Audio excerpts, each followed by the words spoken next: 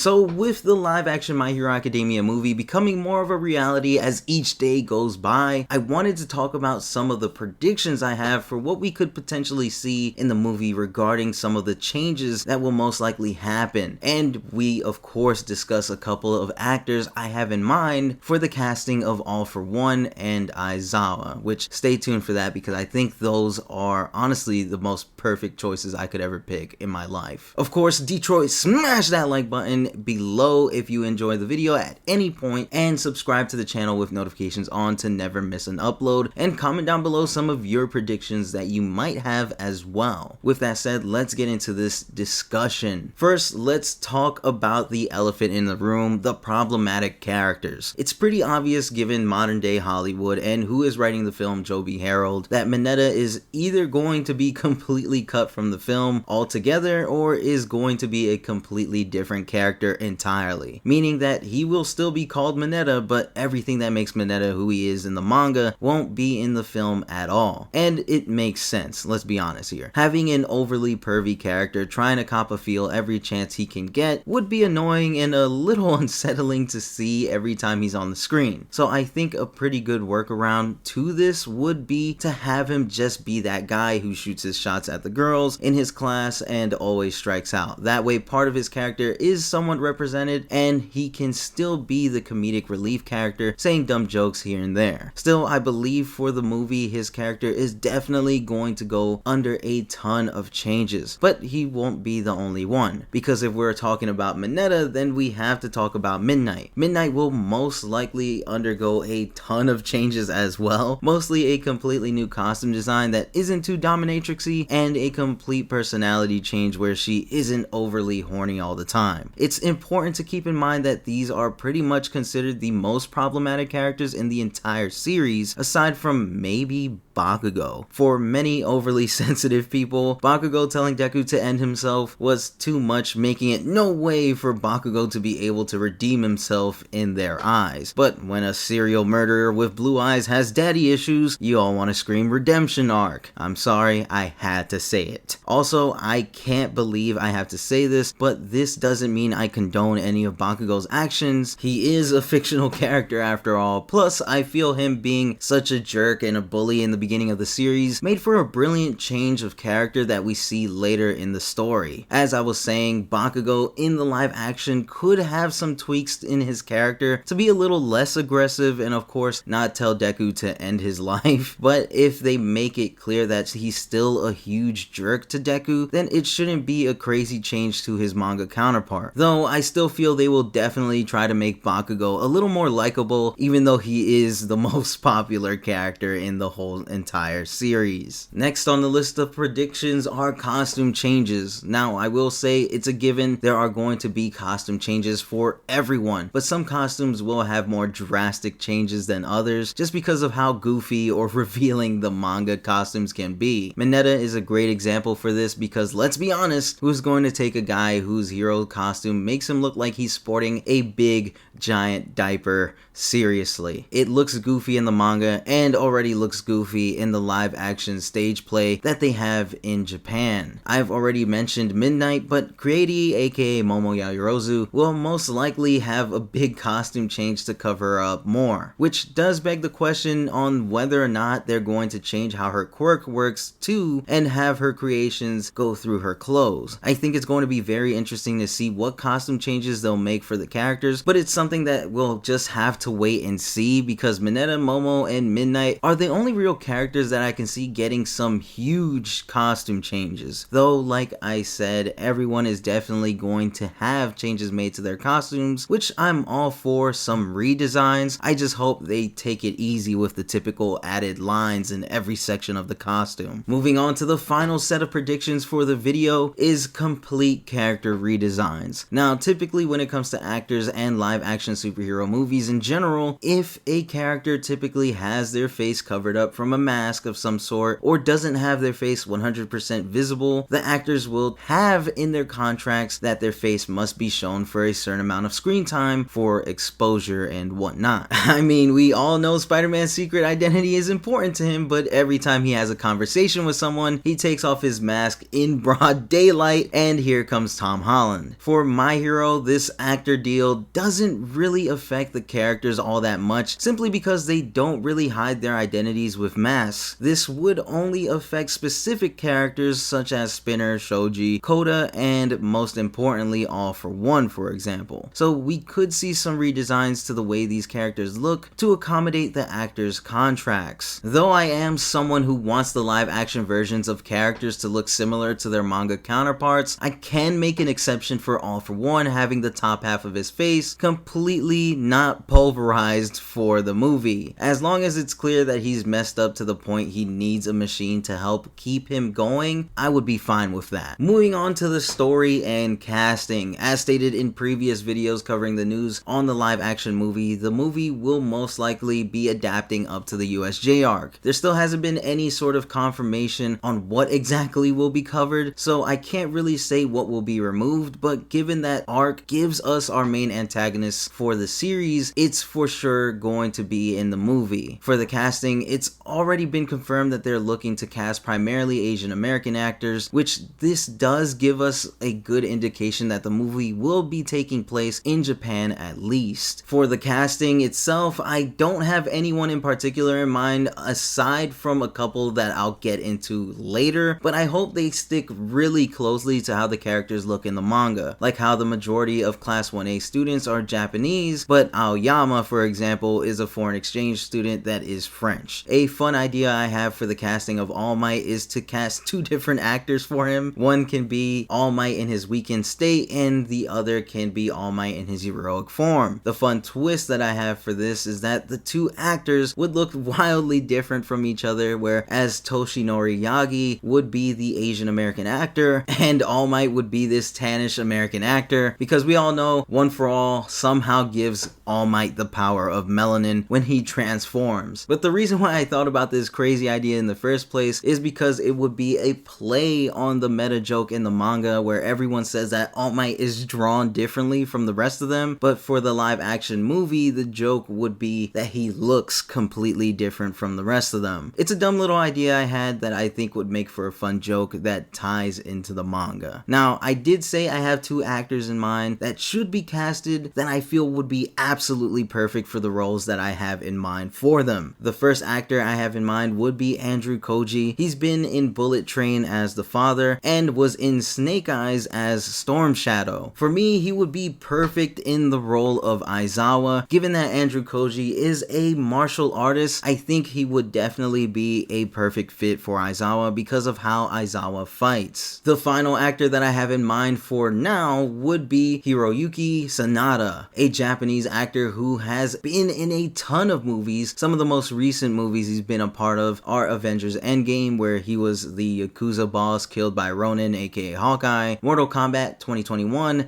as Scorpion, Bullet Train as the Elder, basically a Yakuza boss, and many more. This man is a phenomenal actor, and given some of the roles he's played in the past, I think he would be the perfect fit for the role of All For One. If you've seen him in any of the movies I mentioned or didn't mention, then you can see why I specifically picked All For One for him to act as. He could also be Aizawa, but I think him as All For One is perfect in my eyes. Now, that's pretty much all of the predictions I have for the movie right now. When we get more information on the movie, there will be a ton more things to discuss and predict, but right now I want to hear your thoughts on these predictions. Do you think I nailed some of the things they would most likely do when it comes to how they would change the characters? Was my casting for Aizawa and All For One any good in your eyes? Who would you cast to play some of your favorite characters? Let's get this discussion going in the comment section below. I'm really interested in hearing your thoughts and predictions for the movie. With that said, thanks for tuning into another My Hero Academia live action movie related video. If you enjoyed the video, then be sure to smash that like button, and I'll see you guys in the next one. Peace.